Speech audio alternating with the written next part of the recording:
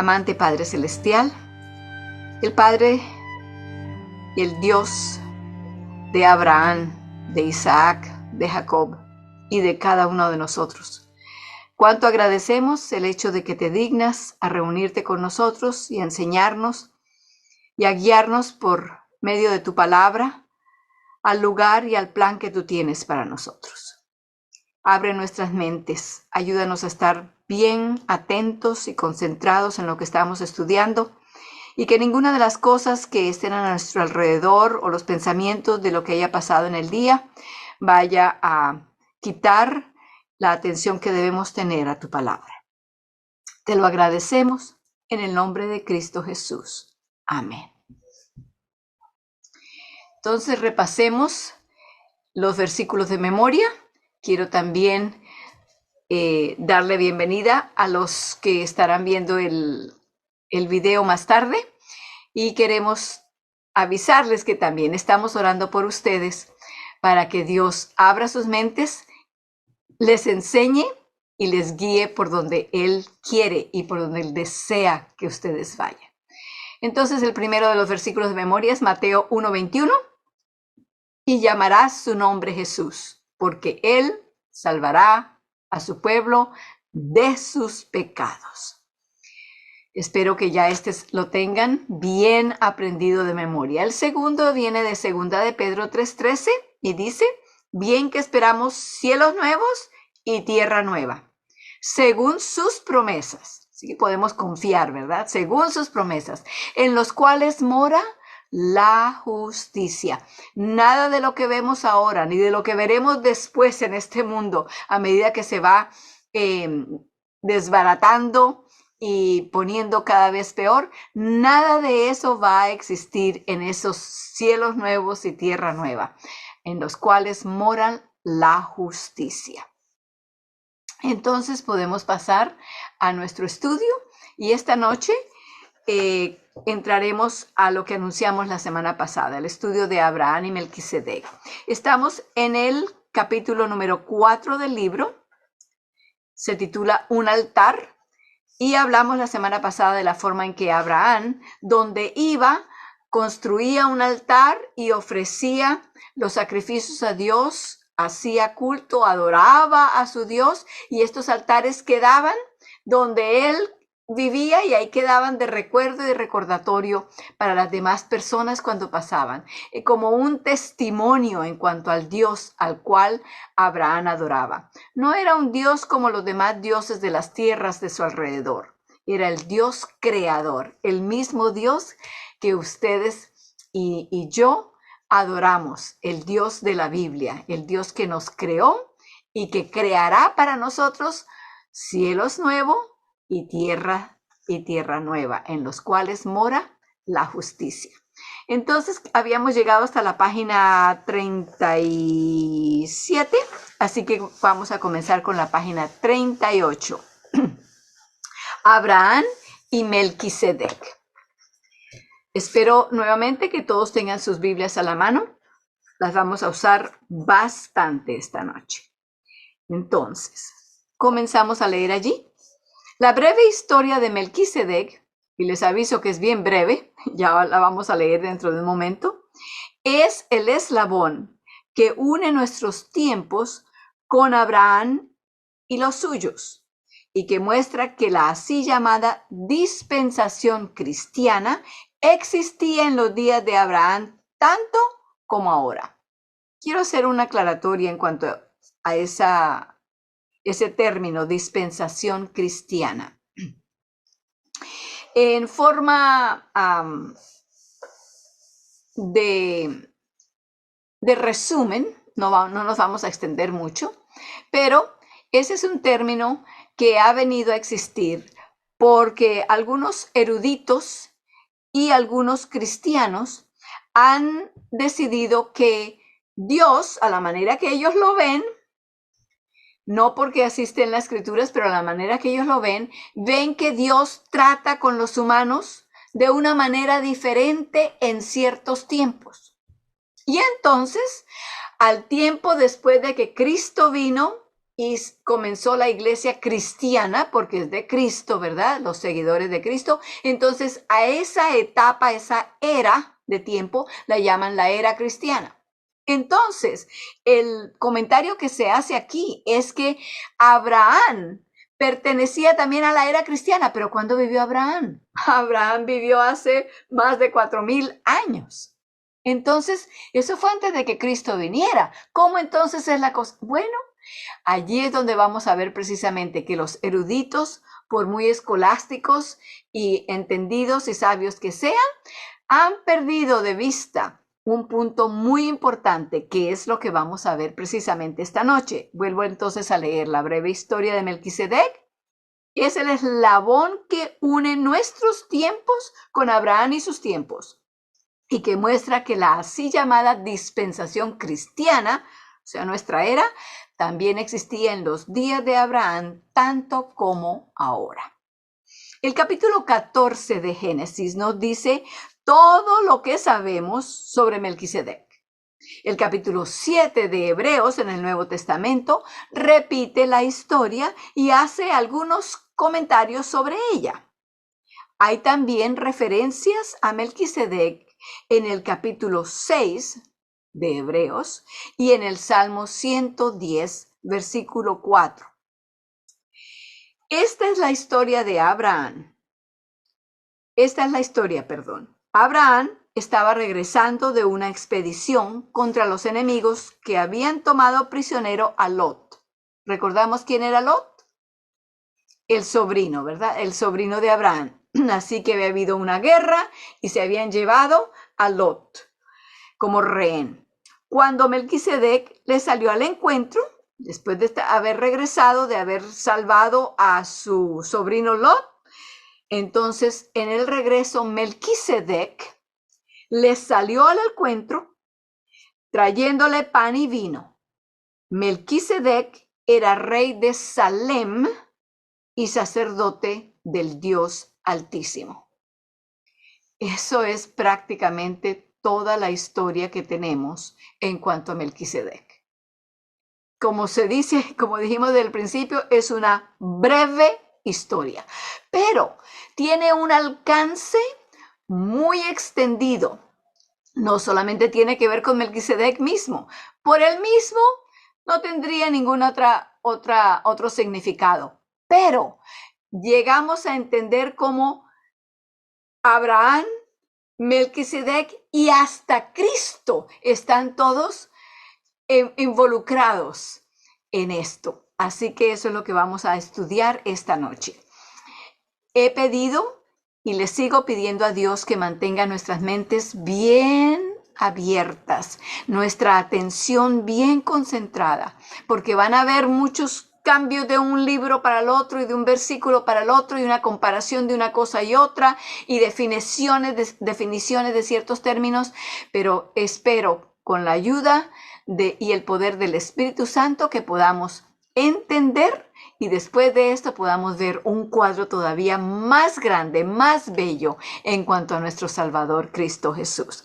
Entonces, vayamos a Génesis 14, del 18 al 20. Allí es donde está esa historia breve en cuanto a Melquisedec. En el libro de Génesis, capítulo 14, versículos 18 al 20. Génesis, el primer libro de la Biblia, y para los que estén perdidos y no encuentren rápido, pueden leerlo allí en el chat, que Janet lo puso allí, lo pone siempre. Entonces estamos por leer en Génesis 14, versículos 18 al 20, para ver la breve historia en cuanto a Melquisedec. Comienzo a leer en el versículo 18 y dice: entonces Melquisedec, rey de Salem, sacó pan y vino, el cual él era sacerdote del Dios Alto, y bendíjole y dijo: bendito sea Abraham del Dios Alto, poseedor de los cielos y de la tierra, y bendito sea el Dios alto que entregó a tus enemigos en tu mano. Y dióle a Abraham los diezmos de todo. Y hasta allí termina. No se vuelve a mencionar nuevamente que haya visitado a Abraham o que Abraham lo haya ido a ver en su casa o que tenga sobrinos o nietos o hijos que después se encuentren con los hijos de Abraham. No hay más. Esa es toda la ventana por la cual vemos a Melquisedec. Pero como dije antes, llega a ser un patrón, un tipo de Jesús. Por lo tanto, es muy importante que lo veamos, lo entendamos y comprendamos lo que encontramos en otras partes de la Biblia en cuanto a Melquisedec. Como dijimos otra vez, dice que era rey de Salem. Tal vez pueden ponerle un círculo a la palabra rey. Rey de Salem. Y Salem significa paz. Habrán escuchado tal vez algunos de los cantos de los hebreos o judíos, hebreos y judíos, que cantan y dicen Shalom, mi amigo. Shalom. Shalom en hebreo quiere decir paz. Salem es traducido del hebreo y quiere decir paz. Así que era rey de paz. Allí tenemos pues una clave ya de la cual podemos agarrarnos. Y también en el mismo versículo 18 hay otra palabra que sería bueno que la subrayáramos o le pusiéramos un círculo alrededor, porque dice que era sacerdote del Dios alto. Sacerdote, así que era rey de Salem y era sacerdote del Dios alto. Esas son dos claves bastante importantes que vamos a desarrollar a medida que seguimos. Entonces, terminemos de leer ese párrafo donde estábamos y dice, en esa calidad bendijo a Abraham y éste le dio el diezmo del botín recuperado. ¿Recuerdan que había ido a recuperar a su sobrino Lot? Le ganó a los reyes de allá y trajo botín. Y de ese botín dice que dio diezmo. Esa es la historia, pero a partir de ellos aprendemos lecciones de gran importancia. Para entender esto de la parte del diezmo, les invito a que pasemos al libro de Levítico. Génesis, Éxodo, Levítico. Así que es el tercer libro de la Biblia. Levítico, capítulo 27, versículo 32. Es el último capítulo de Levítico. Levítico 27, 32. Vamos a ver qué nos dice la Biblia en cuanto a este término del diezmo. ¿Qué es esto? 32.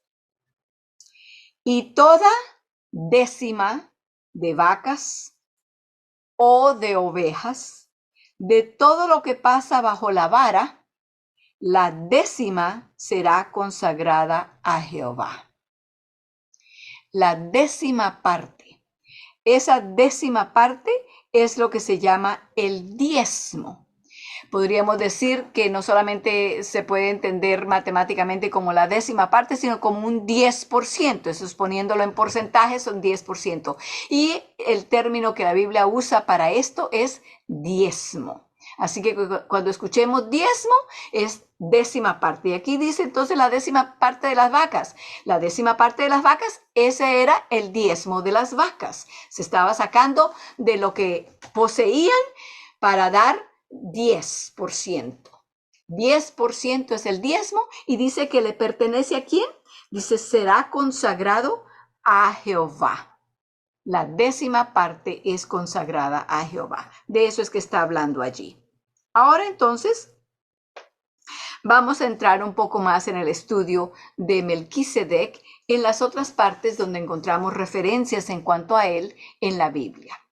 Vamos entonces al libro de Salmos. Libro ese bien grande que está casi en medio de la Biblia. Salmo 110, versículos 1 y 4. Salmo 110, versículos 1 y 4. Comienza diciendo, Jehová dijo a mi Señor, Ok, allí mismo ya tenemos que comenzar a entender. Jehová dijo mi Señor, ¿de quién está hablando? ¿Quién le está diciendo a quién? Vamos a entender a medida que leamos más del Salmo, vamos a entender que este es Dios el Padre hablando con Dios el Hijo. Los tres miembros de la deidad, de aquí están hablando de dos de ellos, dice Jehová, Dios Padre está hablando con mi Señor. ¿Quién es mi Señor? Es Cristo, es Jesús, es el Hijo, ¿verdad? El segundo miembro de la deidad. ¿Qué le dijo Dios al Señor? Dice, siéntate a mi diestra, en tanto que pongo tus enemigos por estrado de tus pies. Ahora vamos al versículo 4. Sigue allí esta conversación entre Dios Padre y Jesucristo, estos dos miembros de la deidad. Y dice en el versículo 4, juró Jehová y no se arrepentirá. Y aquí está lo que le está diciendo. Tú eres sacerdote para siempre. Póngale un círculo al término para siempre. Ese también va a llegar a ser un término bastante clave para entender este símbolo. Tú eres sacerdote para siempre. Y luego dice, ¿según qué? Según el orden de Melquisedec. Qué interesante que allá, habiendo sucedido esto en el tiempo de Abraham, sin embargo, Moisés en ese tiempo lo escribió como parte de lo que había sucedido durante esos años. Y luego, años más tarde, recordemos que Abraham, luego vino Isaac, Jacob, y luego fueron hechos siervos, esclavos en Egipto, estuvieron allí por 420 años, luego salieron de allá y luego después de eso, que por fin llegan a la tierra de Canaán, 40 años después, entonces es que por fin vienen a llegar mucho más tarde el rey David, que escribió los salmos. Y allí por boca de Dios, quien inspira al rey David para escribir, allí dice al principio del Salmo 110, en algunas, en la mayoría de las Biblias dice Salmo de David, el rey David, él incluye en este cántico, en este himno, porque los salmos eran los cantos, los himnos de los hebreos, del pueblo judío. Allí incluye y dice, habla de una conversación entre Dios Padre con su hijo y le dice que jura y no se arrepentirá. Y le dice, tú eres sacerdote para siempre según el orden de Melquisedec. Y este nombre que solamente apareció una vez en el libro de Génesis, ahora viene y aparece aquí en el libro de Salmos como parte de una conversación entre los miembros de la deidad. Bueno, pasemos entonces ahora a Hebreos. En el libro de Hebreos y en nuestro libro que estamos estudiando decía que en el capítulo 7 y en el capítulo 6 de Hebreos menciona Melquisedec. Bueno, hay un poquitito más y entonces vamos al capítulo 5 de Hebreos. Hebreos está en el Nuevo Testamento, está cerca de Apocalipsis, pero no muy cerca.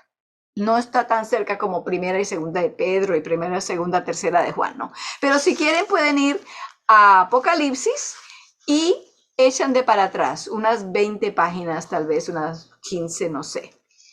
Depende del tamaño de la letra que tengan sus Biblias. Entonces estamos ahora para ir a Hebreos capítulo 5. Hebreos 5, vamos a comenzar leyendo allí el versículo 5 y el 6. Versículos 5 y 6. Hebreos 5, versículos 5 y 6. Y dice, así también Cristo no se glorificó a sí mismo, haciéndose pontífice. Y la palabra pontífice allí, que está con mayúscula, quiere decir sumo sacerdote. Esto también es muy importante.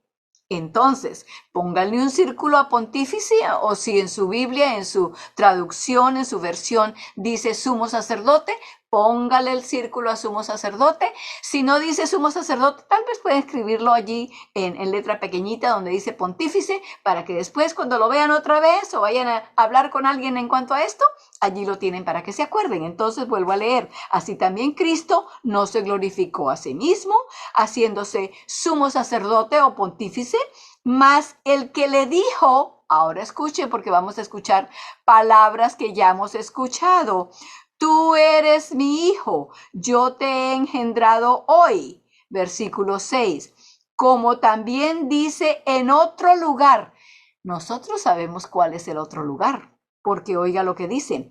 Tú eres sacerdote eternamente según el orden de Melquisedec. ¿Dónde leímos eso? Pues en el Salmo 110, lo acabamos de leer, ¿verdad? En el versículo 4. Pablo, que está escribiendo el libro de Hebreos para la nación judía, les está mostrando cuán especial es el papel que Cristo tiene. No solamente que es más que suficiente y grande y glorioso el hecho de que es nuestro Salvador, que vino a ser uno con nosotros, que se sacrificó, dio su vida para que nosotros fuéramos salvos, cargó con nuestros pecados, tenemos por medio de eso el perdón y la vida eterna, todo eso, pero aquí entonces Pablo, el apóstol San Pablo, le está explicando a los hebreos, a los judíos, el papel tan requete importante, si puedo usar esas palabras, que Cristo tiene. Porque además de todo lo que ya dije ahora, tiene también otro papel importantísimo en su ministerio para con nosotros. Le dice, según el orden de Melquisedec, tú eres sacerdote eternamente.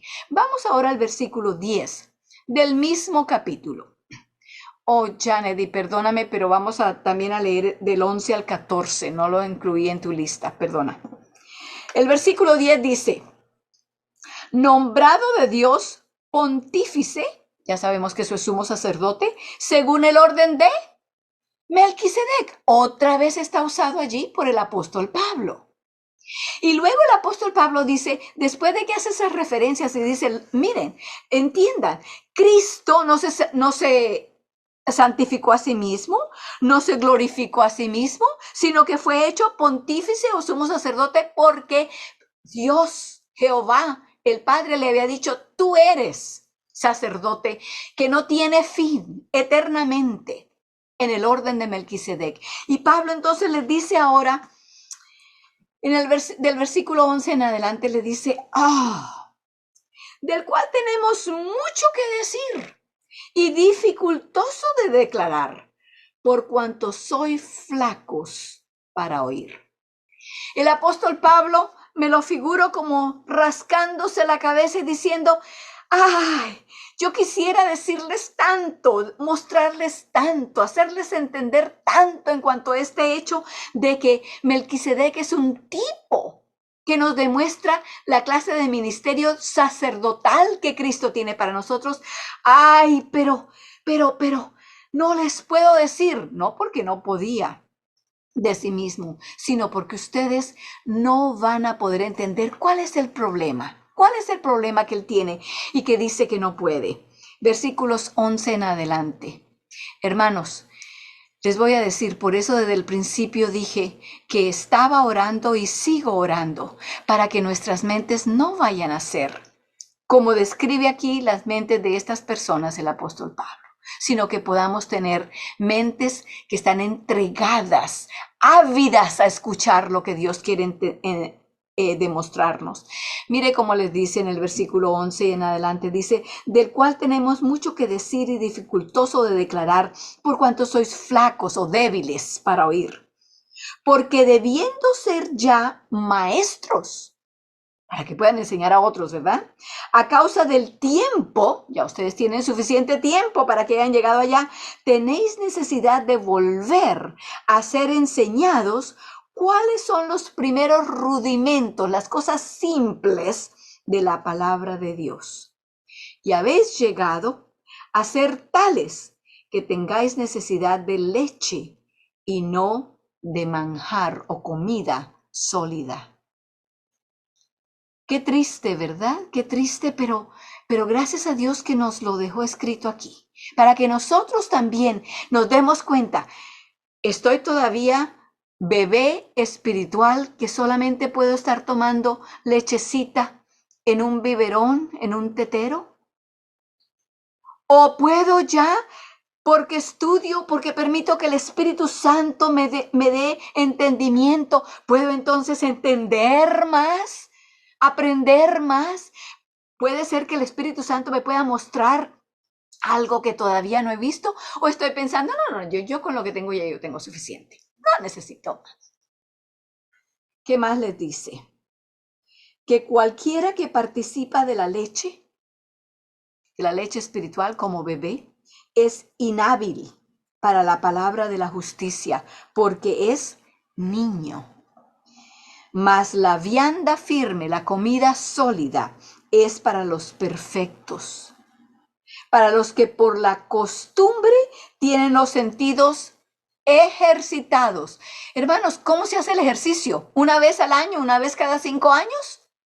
Si se está haciendo el ejercicio, si lo podemos contar como ejercicio, es porque hay una costumbre, hay un patrón, hay un hábito. Y entonces él dice, por la costumbre tienen los sentidos ejercitados. ¿Cómo ejercitamos entonces nuestros sentidos espirituales y de entendimiento? Haciéndolo una y otra vez, leyendo y estudiando.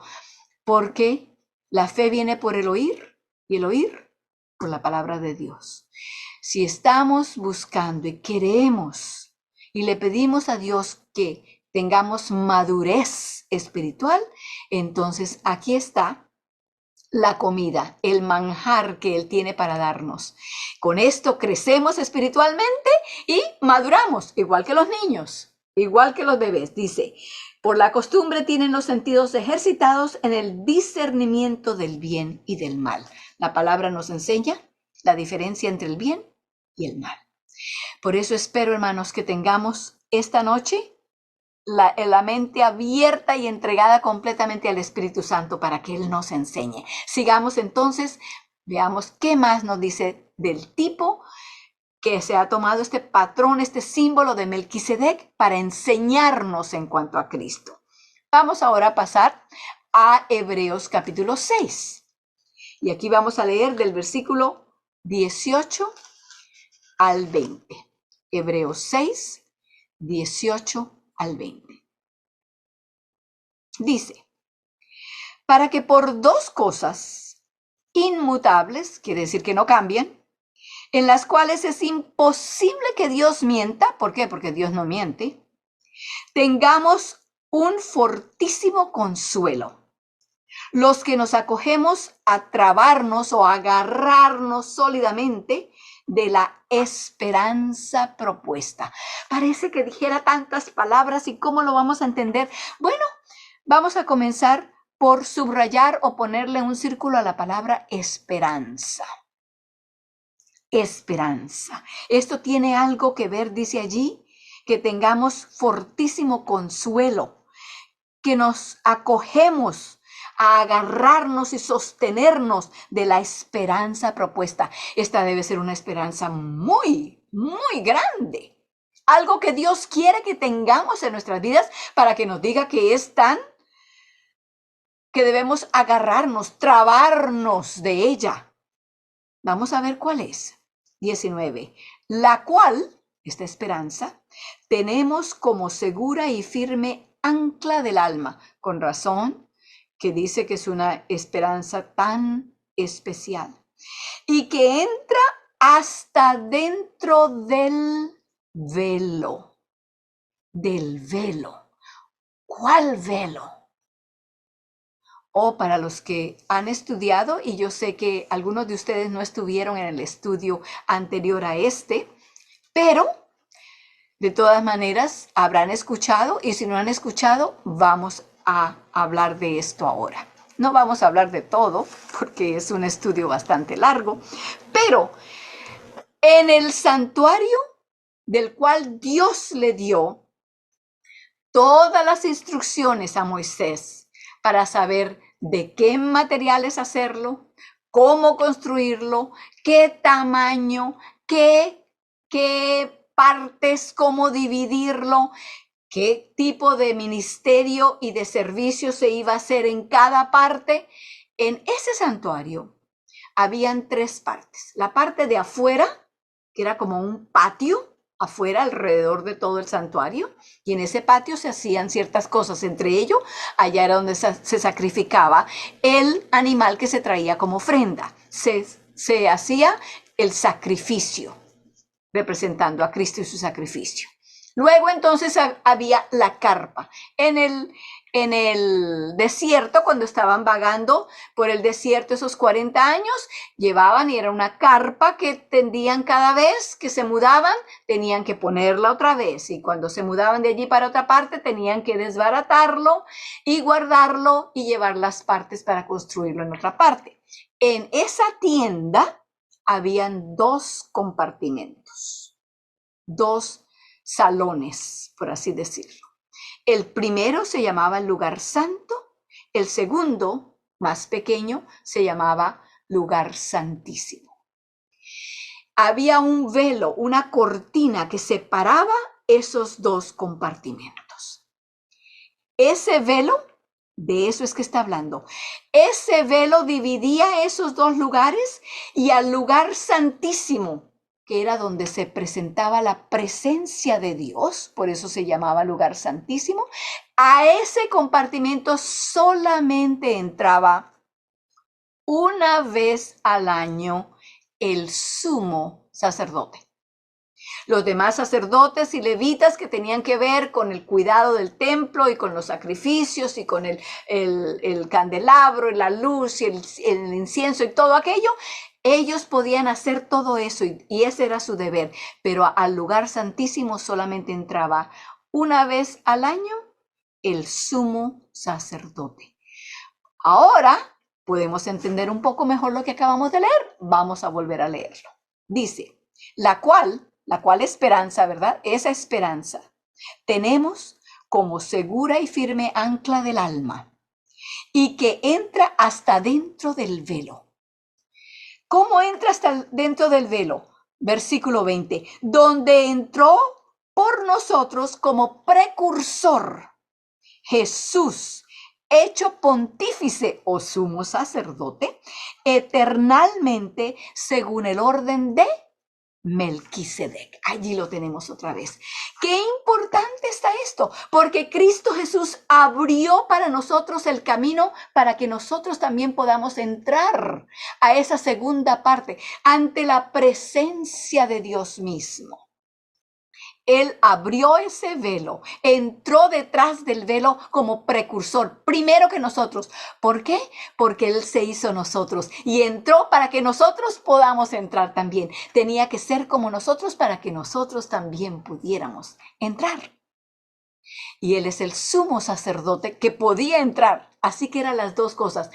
¡Ah! ¡Qué cosa tan bella! Es el sumo sacerdote, pero es hombre como tú y yo, y por eso abrió el camino de entrada detrás del velo en el orden de Melquisedec. Vamos a seguir viendo qué más. Hebreos capítulo 7, versículos 1 al 3. Porque este Melquisedec, rey de Salem, ya esto lo sabíamos, ¿verdad? En Génesis lo leímos, ¿verdad? Rey de Salem, rey de paz, sacerdote del Dios Altísimo, también se nos dijo eso en Génesis, el cual salió a recibir a Abraham, que volvía de la derrota de los reyes, y le bendijo. Esta es la historia que ya leímos allá. Versículo 2, el cual asimismo dio a Abraham los diezmos, la 10ª parte de todo. Primeramente, él se interpreta rey de justicia. Y luego también rey de Salem, que significa ¿qué cosa? Ya dijimos, paz, que es el rey de paz. Así que, por favor, subrayen o pónganle un círculo a rey de justicia y rey de paz. ¿De dónde hemos escuchado esos términos? Rey de paz.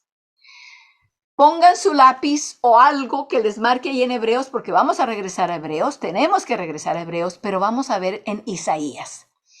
Isaías, capítulo 9. De allí se habla del niño que iba a nacer.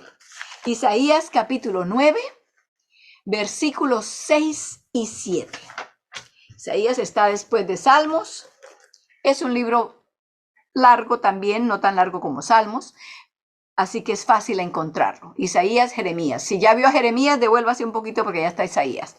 Isaías capítulo 9, versículos 6 y 7, dice así: porque un niño nos es nacido. Esta es una profecía en cuanto al nacimiento de Cristo Jesús. Hijo nos es dado, y el principado será sobre sus hombros. Y llamará su nombre Admirable, Consejero, Dios fuerte, Padre eterno, Príncipe de paz. Leamos el 7. Lo dilatado o lo grande de su imperio y la paz no tendrán término. Sobre el trono de David y sobre su reino, disponiéndolo y confirmándolo en juicio y en justicia.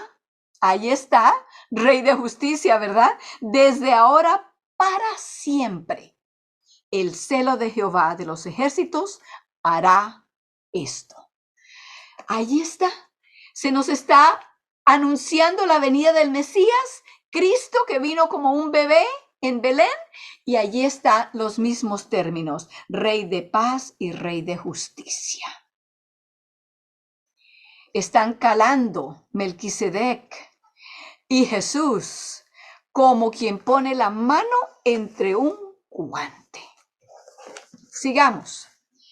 Versículo 3. Sin padre, sin madre, sin linaje. Está hablando de Melquisedec, pero también está aplicando a Cristo ya. Sin padre, sin madre, sin linaje, que ni tiene principio de días ni fin de vida, mas hecho semejante al Hijo de Dios, permanece sacerdote para siempre. ¿Qué sucedía cuando Aarón, que fue el primer sumo sacerdote? Cuando Aarón murió, ¿qué pasó? Tuvieron que elegir a un hijo de él para que fuera el sumo sacerdote, porque Aarón había muerto. Y cuando ese murió, tuvieron que poner a otro. Y así hubo muchos sumos sacerdotes. Cuando moría el uno, había que elegir al otro. Pero aquí dice que el Hijo de Dios permanece sacerdote, ¿hasta cuándo? Para siempre. ¿Por qué? Igual que Melquisedec. Ahora, no estamos diciendo aquí que Melquisedec no tuvo principio ni tuvo final. No, en la historia de lo que tenemos no sabemos cuál fue su fecha de nacimiento, no sabemos dónde nació, ni cuándo murió, ni qué fecha fue, ni de qué murió. Nada. Así que como símbolo, como tipo de Cristo, Melquisedec llena también esos pasos y nos ayuda a entender el sacerdocio de Cristo como sumo sacerdote nuestro, porque dice, ni tiene principio de días, sin linaje, no tuvo hijos, Cristo tampoco, ni fin de vida, es eterno, mas hecho semejante al Hijo de Dios, permanece sacerdote para siempre. Ahora vayamos al versículo 5.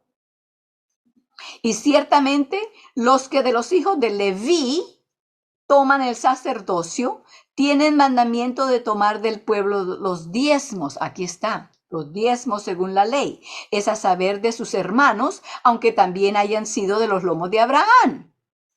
Versículo 14. Porque notorio es que el Señor nuestro nació de la tribu de Judá. Parece que tenemos un problemita aquí, porque los sacerdotes solamente podían venir de la tribu de Leví. Dios escogió esa tribu y dijo, los sacerdotes van a venir todos de este linaje, de Leví.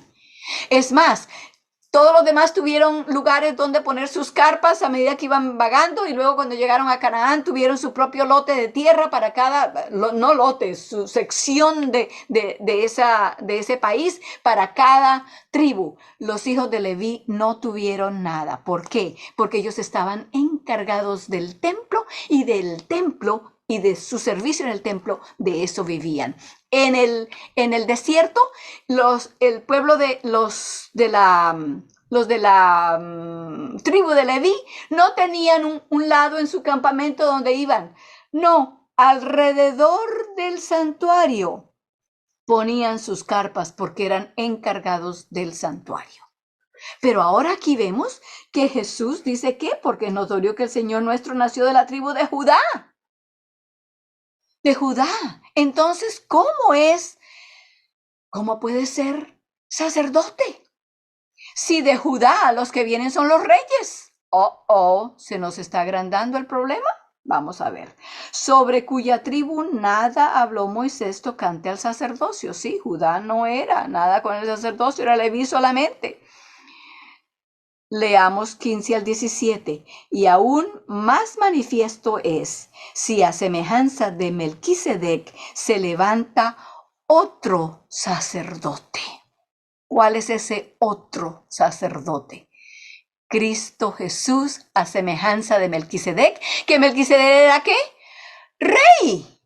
Rey. Los reyes venían de Judá. Los sacerdotes venían de la tribu de Leví. Pero este sacerdote, igual que Melquisedec, era rey y era sacerdote. Versículo 16, el cual no es hecho conforme a la ley del mandamiento carnal, no de acuerdo con las leyes que se le dieron al pueblo de Israel para el sacerdocio, sino según la virtud de vida indisoluble, o sea, vida eterna, sin fin, pues se da testimonio de él. Tú eres sacerdote para siempre. ¿Recuerdan la charla entre Dios Padre y Dios Hijo en el Salmos? Aquí está otra vez. Tú eres sacerdote para siempre, según el orden de Melquisedec. Sin principio y sin fin, siendo rey y siendo sacerdote. Igual que Melquisedec, él vino por otra rama, no vino por la de Aarón, vino por la de Melquisedec. Y es rey y es sacerdote. ¿Es importante Melquisedec? Es muy importante Melquisedec. Veamos ahora los versículos 22 a 25. Dice, tanto de mejor testamento es hecho fiador Jesús. Es mejor que Melquisedec, se parece mucho a Melquisedec, sale de acuerdo con las medidas y las pautas de Melquisedec, pero es mucho mejor que Melquisedec. 23, y los otros cierto fueron muchos sacerdotes, en cuanto por la muerte no podían permanecer, se morían, ya no eran sacerdotes. 24, más hablando de Jesús, por cuanto permanece o continúa para siempre, tiene un sacerdocio inmutable, por lo cual puede también salvar eternamente. ¡Ay, qué belleza! Puede también salvar eternamente a los que por él se allegan a Dios, viviendo siempre para interceder por ellos. Y ahora la primera parte del versículo 26. Porque tal pontífice, tal sumo sacerdote, nos convenía y nos conviene y nos convendrá para siempre. ¿Por qué? Convenía quiere decir algo que me queda bien. Esa camisa la compro y me queda a la medida, me conviene. Así es Cristo. Él nos convenía. ¿Por qué? Porque se hizo hombre como nosotros y es rey y es sacerdote para siempre, es inmutable. Tenemos un sacerdote que no va a morir, no va a cambiar, no nos va a tocar a afinarnos con otro y acostumbrarnos a cómo es. No, este es para siempre. Dio su vida fue el sacrificio, es el sacerdote y es el sumo sacerdote que abre la vía hasta el lugar santísimo, abre la vía hasta el cielo. Por eso entonces les voy a presentar con mucho gusto su próximo versículo de memoria. Hebreos 9:28. Hebreos 9:28. Y dice así. A medida que ustedes lo encuentran allí, vamos a leerlo. Ustedes lo leen allá. No se les va a oír la voz, no van a interrumpir a nadie, leámoslo juntos. Así también Cristo fue ofrecido una vez para llevar los pecados de muchos. Y aparecerá por segunda vez, no esta vez como un bebé, por segunda vez sin relación con el pecado. Ya no va a llevar nuestros pecados, para salvación de los que le esperan. Ese es nuestro sumo sacerdote. Y quiero agregar quiero ponerle aquí como la cereza encima del postre. Por favor, abran sus Biblias al libro de Isaías 33:22. Ya estuvimos en Isaías esta noche. Escríbanlo si no lo pueden encontrar muy rápido ahora. Isaías 33:22. En nuestros gobiernos, y por seguro aquí en el gobierno de los Estados Unidos, el sistema de gobierno se ha establecido con 3 ramas. La rama de ejecutiva, la rama judicial y la rama legislativa. Y yo sé que en muchos de los países del resto de Centroamérica y Suramérica también son así. Esas 3 ramas son separadas y se hacen así, se establecen de esa manera para que no vaya a haber un dictador, alguien que venga a hacer todo y a querer tomar todo el poder. No, se han separado, pero cada una chequea y balancea las otras también. Pero vamos a Isaías 33:22. Y ya que hemos encontrado a Cristo, nuestro sumo sacerdote, vamos a ver cuán especial es Él. Es fácil de recordar, 33:22. ¿Qué dice? Porque Jehová es nuestro juez. Jehová es nuestro legislador. Jehová es nuestro rey. Él mismo nos salvará.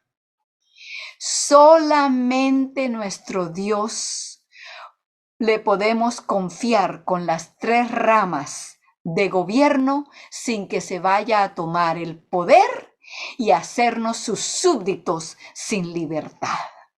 Jehová es nuestro juez, esa es la rama judicial, ¿verdad?